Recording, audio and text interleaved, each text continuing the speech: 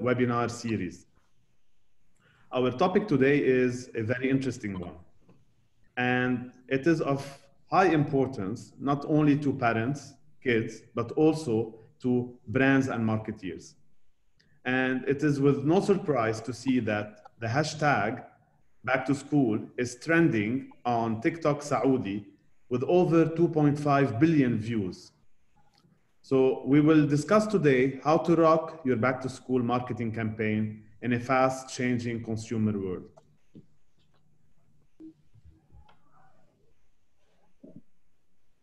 With us today, I welcome from Arla Foods, the leading food company, Aya Al-Ghazawi, the Regional Digital Marketing Manager. Hi, Aya. Hello, how are you? Very good. Thank you for being here today. And from Jeddah, Saudi Arabia, Khalid Abdelaziz, the Senior Strategic Planner for Full Stop, a leading brand and communication agency in the kingdom. How's Jeddah today, Khalid? Super hot as usual. Thank you for having me, Izzy. Thank you for being here. Before we start our webinar, let me introduce to you our group, Webedia.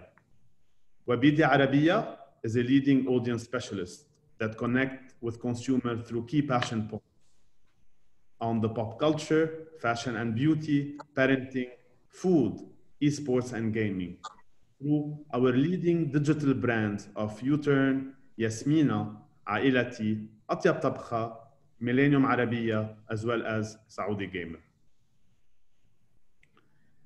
We're living new norms and consumer habits are changing. So let me read to you the following quote. It's not the strongest of the species that survives, nor the most intelligent. It is the one that is most adaptable to change. I know that we discussed offline, Aya and Khalid, and I know that Aya is a positive advocate of that quote. So Aya, what you'd like to tell us here? I love this quote. Change is the only constant, and that stands true today more than any other day. In our careers, lifetime, change is the name of the game right now. And when you come and put this into practice, there are really a couple of things that you need to accommodate for change. And that's a flexible strategy, which takes flexible planning, agile teams, and it's also the culture. So the culture needs to allow that. Thank you, Aya.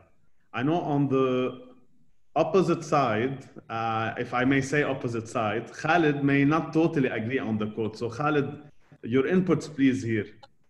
Sure, yeah. I mean, in a realistic world, what Aya said is perfect. But from my side, I like to live in a bit of a utopia where I think adaptation to change is a bit of a responsive approach.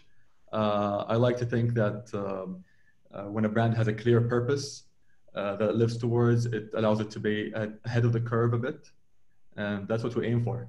So more proactive in return. So thank you, Khalid. I know that today we are all witnessing the consumer change. We're not sure today if even schools will open or we will have e-schooling again, okay? So I think a great way to start is we have few case studies with us, and I think our first case studies goes to the brand Puck and how they rocked their back to school last year. So I'm gonna play the video and then to you, Aya. As an ally of everyday chefs, Puck wanted to show moms we understand their struggles in providing their families with a nutritious yet tasty breakfast. Mornings are chaotic and rushed. Everyone in the family is getting ready, each thinking about their day ahead. Mom's the only one that knows the way, whether it's what's on their mind or what they want to eat. She knows that breakfast is the foundation to a good day. Giving the family something that is nutritious and tasty for breakfast is her way of giving everyone the right start. جاهز للمباراة؟ لا، الفريق الثاني يقوم.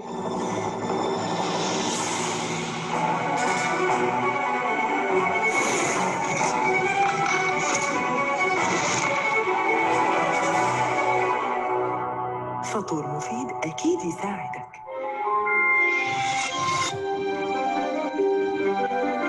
ماما تخلي الصباح أحلى مع بوك الغنية بالخيرات المفيدة وطعم لذيذ. We went beyond communication and expanded our portfolio, introducing better for you variants such as less fat and less salt. And our all-natural cream cheese with no additives or preservatives. We also launched new formats and flavors that are relevant to our region, like cream cheese squares and olive flavored cream cheese. With cheese being primarily consumed on bread in the Middle East, we took over the bread aisles, acting as a daily and contextual reminder for moms to buy their favorite brand of cheese. With Puck as mom's ally in the kitchen, she is rest assured to give her family the best start for the day, because with Puck at her side, moms make mornings good. So, Aya, while this is for a previous case study, I'd like to hear today how you guys have owned the breakfast moment and how today, with all these changes, we can discuss this case study. You know, just looking at this story and how we told it and what we were thinking not so long ago, that was last year, even though it sounds like a different world altogether, it's completely different. So many things have changed, you know, that feeling of walking into a store in September and it looks like a theme park. Is this going to be the case anymore? We don't even know. Are kids going to be allowed in the store? For what? We don't even know. Consumption, so the lunchbox occasion altogether has disappeared. Kids are just not going to school. The path to purchase with the growth of e-commerce, it's a completely different ecosystem, if I may put it this way. It's a different world, it's a different experience. So there's a lot of change in the things that we took for granted, and there's going to be a lot of change in the things we communicate accordingly.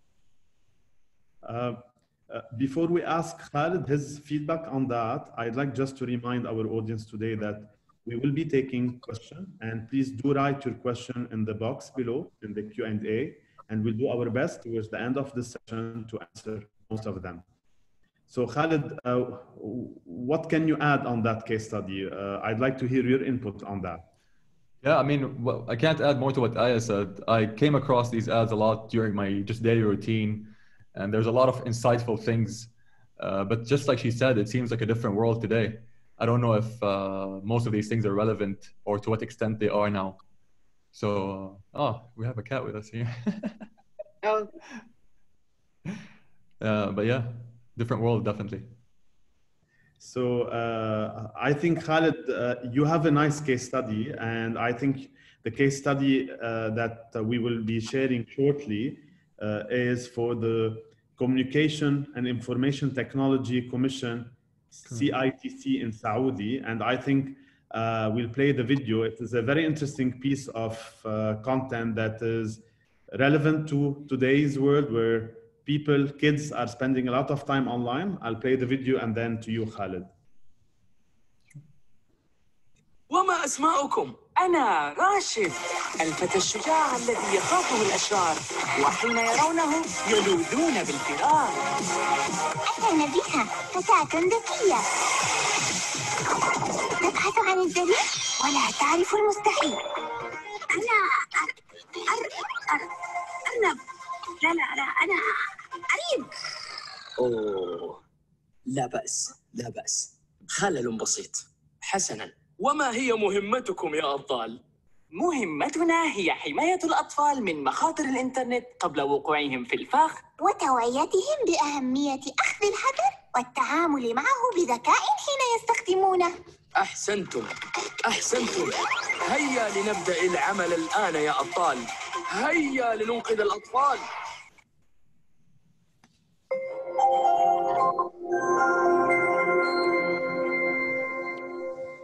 Very interesting piece. So Khalid, walk us through the case study, because I think this is something that is relevant to the shifts of consumer we just highlighted. So can you give us a few insights about that case study, and then how you guys have this to target parents and kids? Sure. Sorry, it's not a well put together case study like what Aya shared, but I'm happy to take you through it. We created this piece of content actually a few years ago when we had this brief to tackle cyberbullying for kids. but the exciting thing is that I find it more relevant now than ever with all the e-schooling that happened in the past 4 months. I want to call it distant learning. A lot of kids are spending so much more time online that even though they're at home, they're still distant from their parents and they're not being able to be monitored all the time.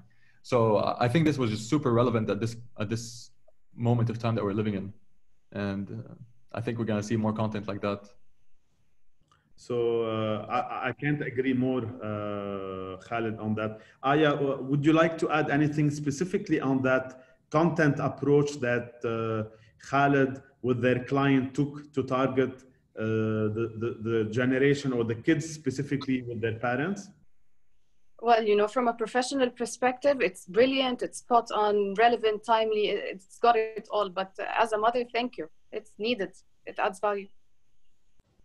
Yeah, indeed. I think as a parent myself, I also agree more on that, specifically where we are all worried. We hear these things, and with increasing time spent online, I think we need this awareness because yes, they add protection to our families and kids. So just to add some context there, sorry to interrupt. We did this as a series, actually a cartoon series of 9 episodes.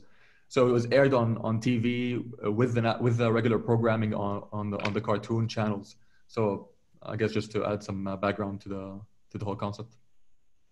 Yeah, I think the approach is fantastic. And again, just to add on this is today the power of content to create positive engagement, not only with the kids, but also with the parents. And I think such an approach would be also valid today with the time increase that people are spending online. And I think today we are all in the process of setting the back to school communication plans. And we all have spotted together now, but also as a company, the key consumer changes that happened since the COVID-19 started. So Wabida Arabiya, as an audience specialist, again, we understand the value and the power of data. And therefore, we have engaged with our consumers through the key passion point and digital brands through the first party data approach and have asked key questions. And I will be here now sharing with you these insights and some of the key findings. So we talked to 173 women across the GCC, aged between 22 and 40. Khalid, would you like to comment on this as a planner? Is this a sample usually you analyze, you present? Can you add anything from your own perspective, please? Sure. Yeah. I mean, data is good. What's better is finding some patterns through the data you could be able to use. But what catches my attention here is that the sample is completely women, and in my opinion, parents, fathers and mothers are both equal contributors to the decision making when it comes back to school. I guess the equality equation has turned now. I agree with that. I'm a parent myself, and yes, I think the aim here was more of a mother that take control of the food ecosystem and kids, and we're gonna see more of insight coming further. So the first one is basically the eating habits. People spend more time at home, and we can see that 69% of the people said that their kids' eating habit have changed. So Aya, to you as a company that target these moments specifically around the eating habits, what can you add here? I'm just surprised it hasn't changed for those 30.9%. I would assume those are toddlers, very young kids or older ones. We have been living in the situation ourselves, and we know it's been changing. We spend more time, we eat more, we do a lot more of different things being stuck in lockdown. But yeah, it definitely makes sense. For sure, kids' eating habits have changed. Everything has. I can't agree. I mean, not only kids, but like all of us, by spending more time at home, I think people are spending more time together, and therefore these moments. And this takes me to my next finding, it's clear that people are now less ordering fast food and starting to home cook. So the healthy, I think, slogan is growing. And people are also consuming more snacks. So again, to you, Aya, how do you read such insights? I think it adds a lot of context to that previous insight we were looking at. What strikes me is the 55% less consumption when it comes to fast food, whereas we actually know that food delivery was increasing during the lockdown. And that's directly relevant to kids because there's the health consciousness. Mothers and fathers are trying to give their kids healthier options, healthier snacks. The occasion itself has changed. It might not be as structured as it used to be. So there's no breakfast or a rushed breakfast followed by a lunchbox and then like a supper and then there's the dinner. I think it's like a 24-hour open kitchen sort of thing. It's so true. So if I may just ask a quick one here to you again, Aya, is when you look at such increase of moment as a food brand, do you see here an opportunity to maybe do something different? Absolutely. It's a whole new experience. And with new experience comes new expectation. So there are a lot of new moments. There are ones that are going to last. It's going to be, something we adapt out of this situation and adopt and we keep living with. And there are other things that are going to go back to business as usual. We're yet to see how this will happen, but there's no doubt. I mean, it's been 6 months. Can you guys believe it's July? And we've been in this for the longest time. It must have an impact. Absolutely. I mean, I agree on this as well. So, today as well, we continue in our data and insight part of our survey today, and the 43% of the people feel that there has been increase in terms of meal by their kids staying at home. So lunch has been increased. So I'd like to ask both here, Khalid and Aya, to look at it from a data perspective today when people are spending more time at home and hence every single part of the day, whether the breakfast, the lunch, and the dinner becomes really a very important family moment. So what can we take out of this? Maybe there Khalid. goes the lunch. Sorry. Go ahead. So there goes the lunchbox occasion. It's gone. I would have loved to see a comparative chart here, to previous years, but I'm certain it would have been very much different. Khalid? I mean, the correlation is clear. They're staying at home, so they're bound to have more family moments together. And one of them is lunch, which was spent during school, like Aya was mentioning. But even hammering on the previous slide, it's a bit. I would like to quote Childish Gambino here when he says, "Breakfast, lunch, and dinner is for beginners." And that showed during the pandemic, the snacking part is going crazy. And yeah, man, I mean, this is just interesting to look at. So we also asked, what did you change in your family diet? And I can tell you that 56% of the people, and to your point earlier, are cooking healthier options. But also a large portion are looking for easy way or fast way to prepare meals. And some, 14% in fact, are also looking for economic meal, and hence they are maybe here very price sensitive. So how can we read this? So Aya, would you like to take this? Yeah, sure. So health consciousness is no surprise. That's a trend. People are looking for healthier, but healthier for you could be different than healthier for me. If for one person, it could be, a home fried chicken nuggets. For the other, it could be old kale and quinoa and that sort of thing. So that is one thing. This is the first time where there's the health consciousness on the rise, but also simultaneously the economic downturn and the anticipation of that is on the rise. So it's no surprise they're also looking for economic ways, and convenience is always a thing. And now with the kids and the families being at home all day long, definitely there's a surge in people looking for that. It's a combination, and it's going to actually be quite interesting seeing how that unfolds. We don't know that, we don't have data that tells us how this situation will figure itself out. Yeah, makes sense. Sorry, I have seen in your case study that you started also tapping into these healthier options, if I may call them healthier options, from a product perspective. So do you see that this approach will be growing from an Arla perspective, or do you feel that this is going to take mainstream, or this is just a phase due to people now pushed to stay at home? Hadn't been there an anticipation for an economic downturn, I would have said it would go mainstream.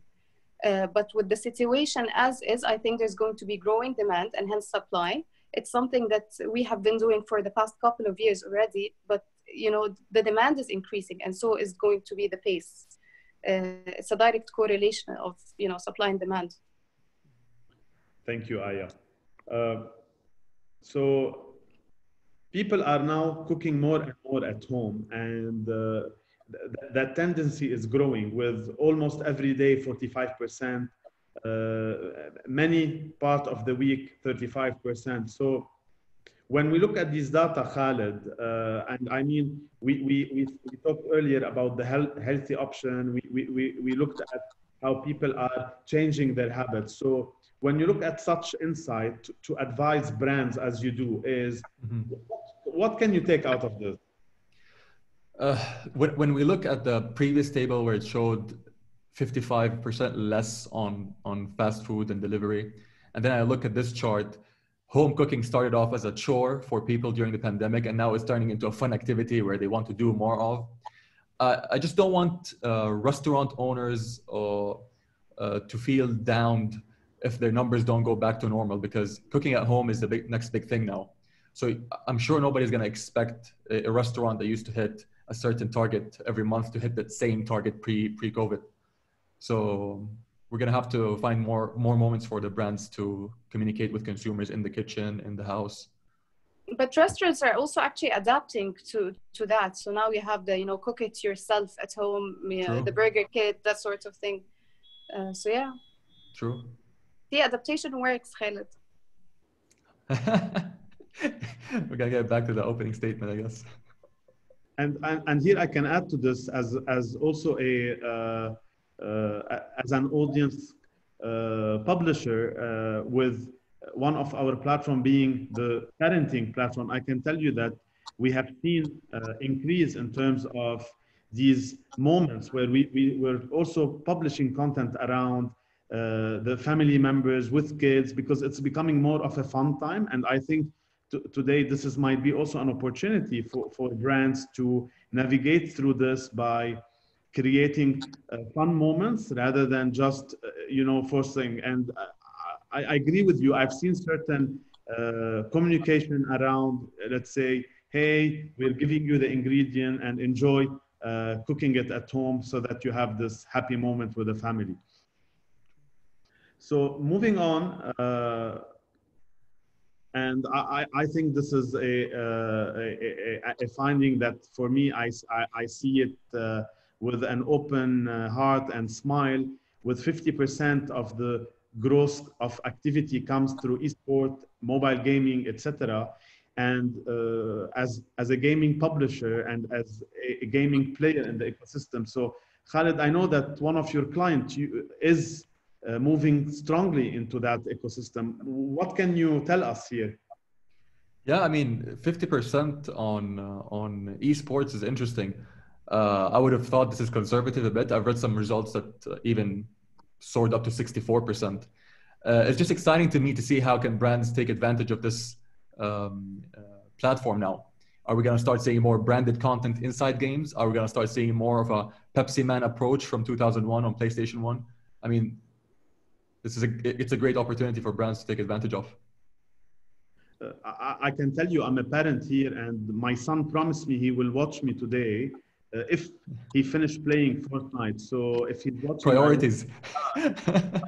Again, to this point, I feel that the space is really growing, and today we are consulting brands in terms of their go-to gaming, and I can tell you there is because it's becoming a mainstream audience. I think the space will be of a very hot one, and I second down your opinion here, Khalid. Aya, as a brand that usually connect to consumer through moments, do you feel like as a brand, as a food brand, how do you see the gaming ecosystem for you? You know, as a media strategist, I look at this and all I see is fragmentation. Our consumers are everywhere. It's a challenge, and which makes an opportunity out of it for sure. Gaming, you know, we've anticipated it's going to be the next big thing. It's been on the horizon for a couple of years already. But definitely, again, the pace of how this is picking up is growing at crazy rates. Yeah, I can't agree more. So from a shopping behavior, we've seen that planning for the back to school is something crucial. We know that together we talk about how a brand should plan for owning these moments, but we've seen a lot of people are pushing this till last minute, or they haven't started their planning. Maybe it's because of the uncertainty, maybe because of a lot of other things. As a brand, Aya, how would you recommend people in terms of their planning and shopping for the back to school? You know, our plan is to be there, is to be present. You know, POOK stands for being mom's ally, so to support mom through our communication and adding value and all of that.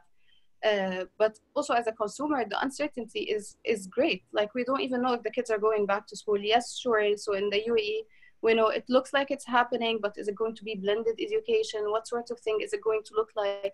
What do stationaries mean even? Is it like an iPad?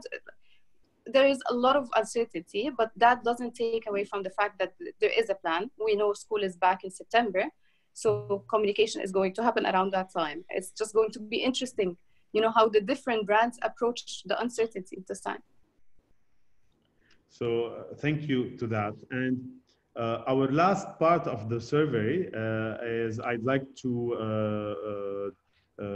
ask Khalid here. When you look at 67% or 68% almost goes to stationery as the first intent to purchase for kids this year, and we look at almost 37% coming from electronics. So Khalid, how do you read such data? Because I know that you have a strong opinion about technology and electronics being fused as part of the schooling or e-schooling. Yeah, I mean, when I saw this chart, what interested me the most was I was wondering when these two bars of electronics and stationery would start becoming one. Like I mentioned a second ago. I guess the iPad, the iPhone, your Apple Pencil, all those digital equipment is not a want anymore. I think it's a need.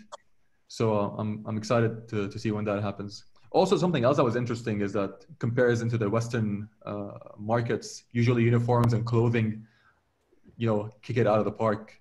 But stationery here is the one leading.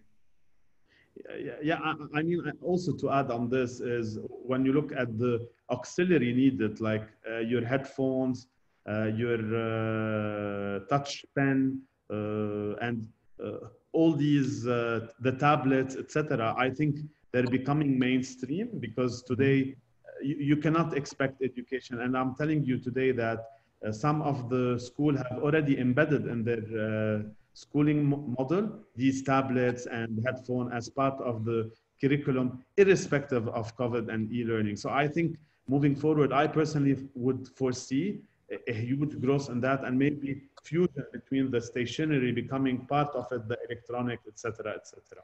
We had an ex-colleague, sorry to add, that said a new camera and mic are going to be your new expensive suit now. So it makes complete sense. Yeah, so I mean, I can't agree more. So with this, I think we have our first poll for the day. And are you planning to revisit your approach to back to school season with all these changes? So we see the poll now appearing, and this is something Aya, Khalid, and I can't contribute to, unfortunately. But I'd like to ask you, Aya, are you planning to revisit your approach with all these changes we talked about? Most definitely. I mean, we've been talking about it for some time now. Again, different experience, different different expectations. Yeah, a lot is going to change, not necessarily in terms of the tools we use, but what we do within each of those tools and what we do in each of the touch points. So there's going to be a shift for sure.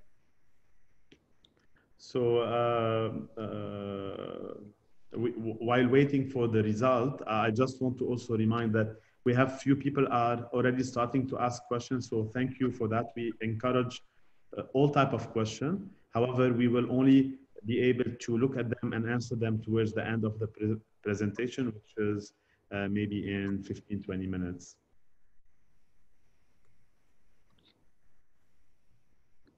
So do we have the poll results?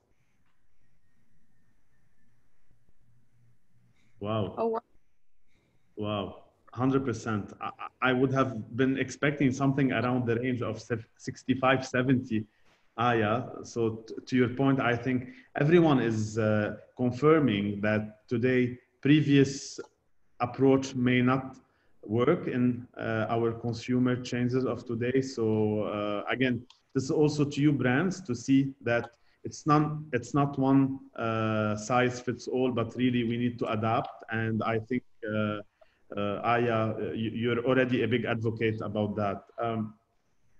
So I like to ask you, Aya, a question, and I think here the question is, now that consumers are shifting gears, we already seen this, and as a company that really tried to own and leverage the back to school. So have you already started your planning with all these uncertainty? And from a brand or from a digital perspective, how are you approaching your consumer today or planning to approach your consumer? Well, there is uncertainty, but there's also business this has to run. So there is a framework that we work with. So at the Barn, which is Arla Foods' digital in-house arm, we have developed what we used to call the 6 C's. And that's our strategic framework. And it basically entails that we listen to the consumer to craft the right content in the context of what is happening or the context itself, to engage the community through the right channels with the right tactics and targeting control.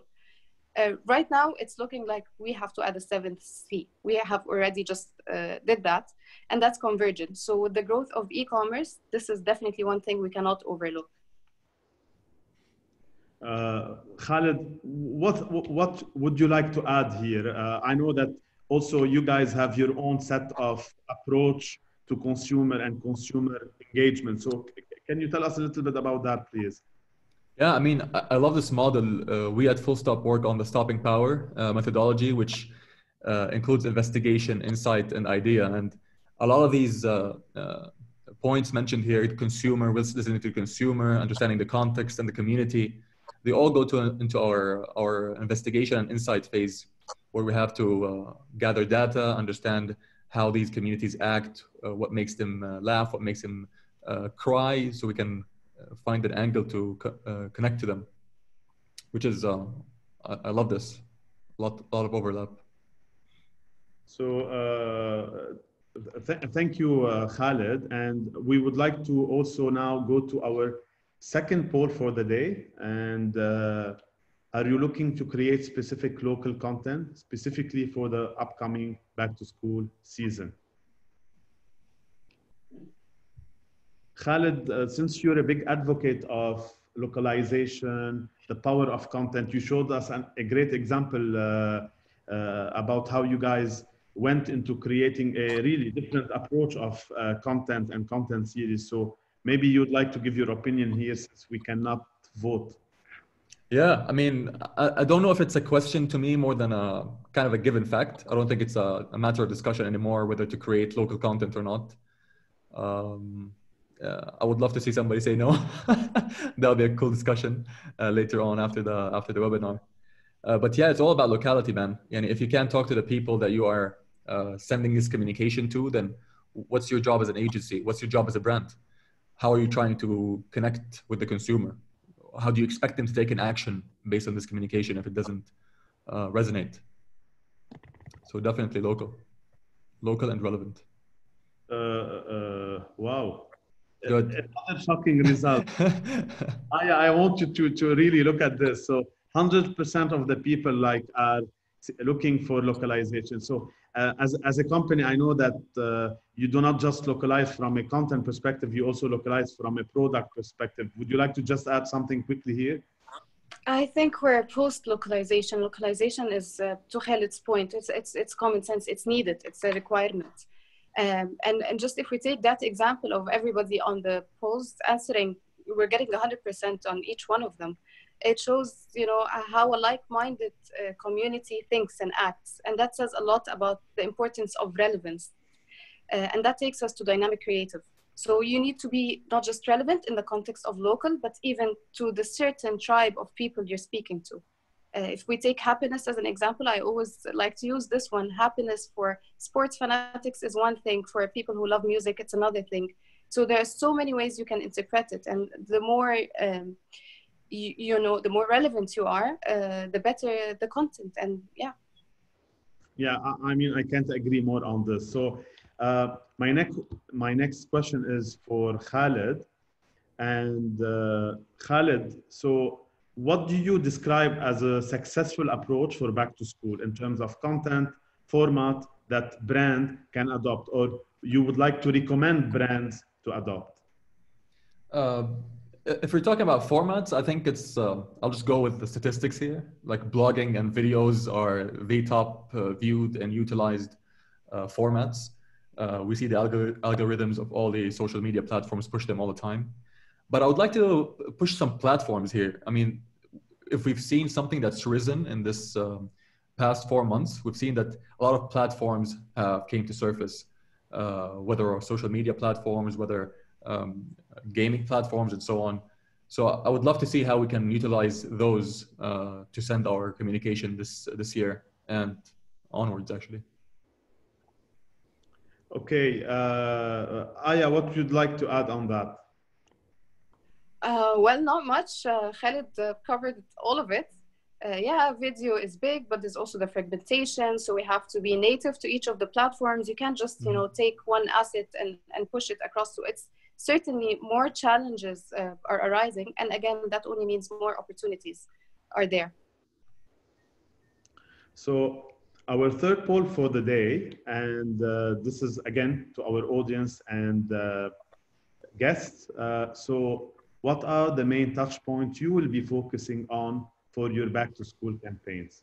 And then we have multiple options here. It can be one, it might be several, it might be all of them. So here I'd like to ask Aya, very intrigued question that you just described and presented the holistic 7C approach, or 6C that became 7C. So as a company today, would you choose one of these touch points, or how would you operate as a brand from a digital perspective or a communication perspective?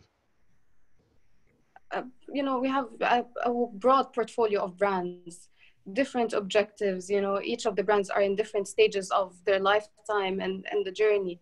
But, generally speaking, it's definitely all of the above. It's a combination of everything. It's just how you weigh it for each plan based on the objective of that plan. And I think while this might not have changed much pre-COVID and post-COVID, it's just what we do under each of those things that has changed. So a very good example actually is Webedia. We have been working very closely with you guys to co-create content. And this has been our way around, production restrictions and the regulations. So it's just new ways of doing the same things, if that makes sense. Yeah, I mean, I agree with that. While waiting for the result to happen, and we have the result now, okay, 80% are saying tapping into communities and targeted audiences. 30% they are looking to leverage influencers. 60% are promoting their social media channels. 20% are classical paid media investments, while a big 70% are also looking for e-commerce. Khalid, how would you read this? And as a planner here is, how would you advise brands today in a world that is changing? You talked about the different touch point and platforms. So any quick comment here? Yeah, I mean, I understand there's a lot of factors that go into play when a brand manager or a brand team is trying to work on something, but budgets being part of them. But to me, I see these more as tools than touch points. I mean, when we're planning anything, we're gonna go through tapping to communities because, like we mentioned before, it's all about being local. And if you don't know the communities or the target audiences, then who are you talking to? And then leveraging influencers, promoting. These are all tools that we can use to spread our message across. It all depends on the budgets. It all depends on what the brand purpose is and what we're trying to deliver. But it's more of a flow or a channel for me than picking or choosing one or the other. Thank you, Khaled. And my last question for the day before really we open the space for all the Q&As is, this is something I'd like to address to both Aya and Khaled. So in your own experience, how can we tap into different communities and passion points and really create strong brand messaging experiences to create a memorable brand experience? So what can you say this? Maybe Aya or Khaled, Please please. go ahead. Well, so this is where the 7 C's would come in, you know, looking at the different dimensions of everything we're saying. At the end of the day, all that we do feeds into brand building one way or the other. And to do that, you need the right, relevant, and timely message, you know, in the context, and having the content to do it. It's just a combination of a lot of things. And then you definitely need the right channels and media to carry that message in a native way to each of the different channels. So yeah, I think if I had to pinpoint one thing for communities, maybe a couple of things, it would always be relevance and timeliness. Thank you, Aya. Khaled, quickly, please. We are. Yes, sure. I mean, tapping into communities, I wish it was as easy as knocking a door and then understanding everyone who has a thought about something. But as planners, what we're trying to do is be relevant and understand a certain target. And unfortunately, we can't be in every circle, and that's why we use data. So we can avoid falling into this typical mind fallacy and kind of be more omnipresent with our information. So when we get data in this closed circle, for example, when we work together as a group with Webedia, we get information that allows us to understand more target audiences, and based on that, create some relevant work. So data, I guess. So again, thank you, Khaled, and thank you, Aya. In summary, it's clear that consumers are changing habits. We have seen this through our survey, and key opportunities for brands to engage and connect within our audience through these key moments and touch points. We have also discussed together the importance of data to build a localized content and consumer communication around experiences and building strong brand purpose. While e-commerce is for sure a key important topic that brands are leveraging, considering, or trying to grow. Aya have shown us a structured approach to connecting to consumers through the 7C model, while Khaled have proved the importance of insight and ideation to build a successful back-to-school strategy and campaign. So let us now open the floor to answer your Q&As, and really we'll do our best to address them and engage together. So,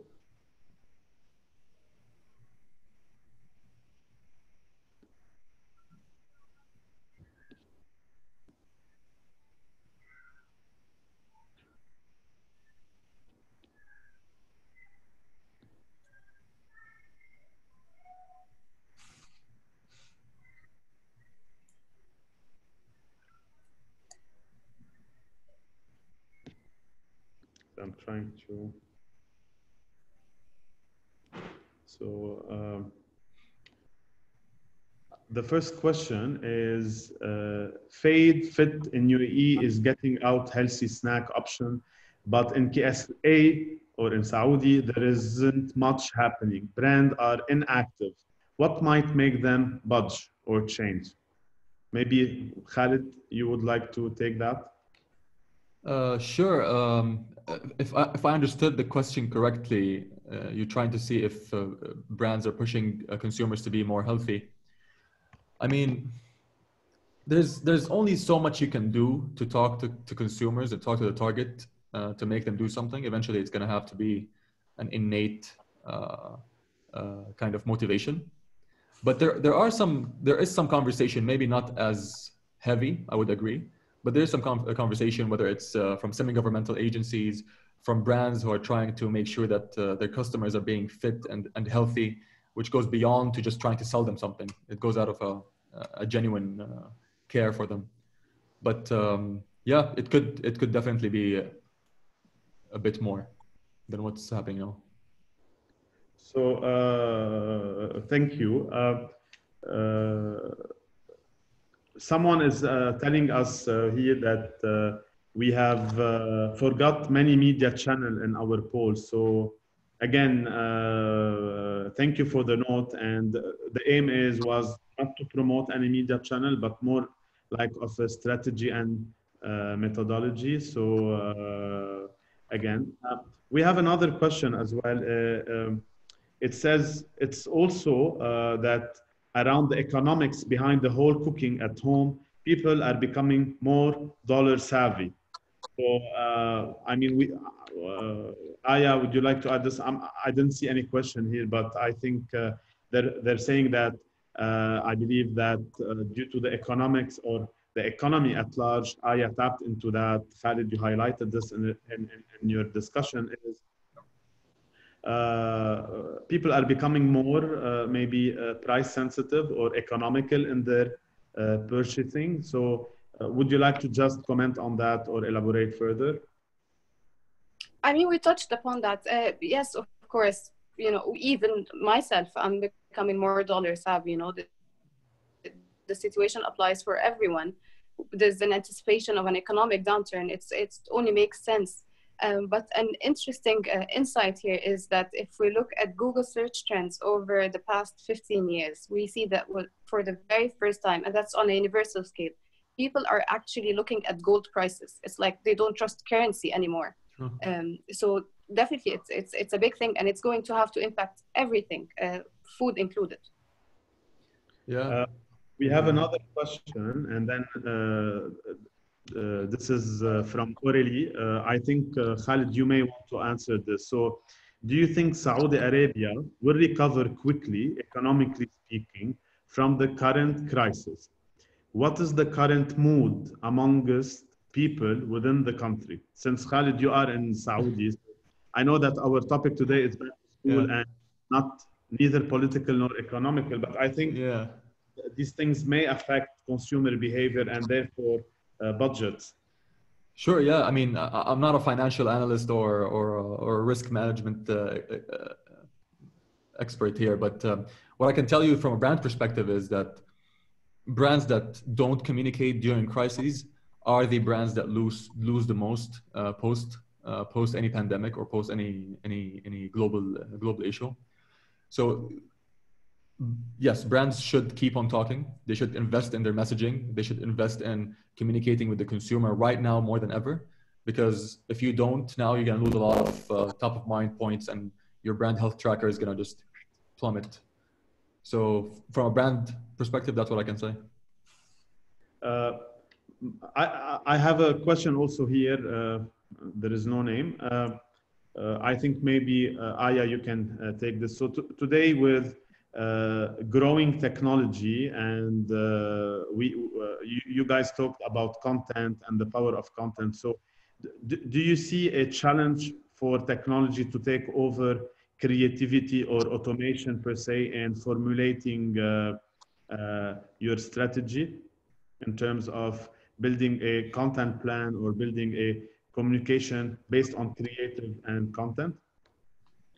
Absolutely not. It would help. It would, you know, support. AI is growing. You know, how we used to do media plans a year ago is completely different than how we do it today. Automation will certainly keep growing, but strategy is something that requires a lot more than, you know, it's not a simple equation. It takes, you know, even referring back to the 7 C's, so many dimensions, and then weighing those dimensions. I don't think strategy is at all threatened by AI. actually support it. Khalid, would you like to add anything here? No, I mean, I covered it all. I don't think technology is going to ever overtake a person's analytical skills to understand consumer behavior. And if it did, it's definitely not going to be in my lifetime, at least. There is a nice image I saw on the social media a couple of days back, which I'd like to hear presented to us. So they showed many years back when you wanted to cover maybe a live event, you used to see a helicopter and someone was driving the helicopter, and then inside the helicopter, other than the driver, you used to see a cameraman almost outside the helicopter trying to cover like these live events, etc., from the sky, right? And now, fast forward, if I want to put the technology evolution per se, and this takes me to really the first quote we started with, is today you have the drones, and the drones are equipped with cameras, and the cameras are really so in touch. So if I look at this, just this small picture, and they were like just putting two pictures next to each other, maybe they were trying to make a point here. However, what I would like to say is that really, I think technology and is changing the way we communicate, the way we engage. And I think, yes, creativity will always be pulsed by human brain, but I think technology is helping us a lot in terms of speeding. Like, for example, today, I would love to have this webinar live, speaking to people on a panel.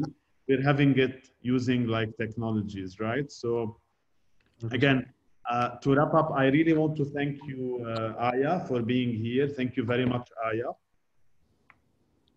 Thank you so much. Thank you for having me.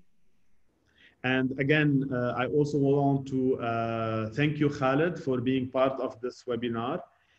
Please follow us on @Wabidia on LinkedIn or on our Instagram page to follow our latest news and development, and be ready because our next webinar will be announced also very soon.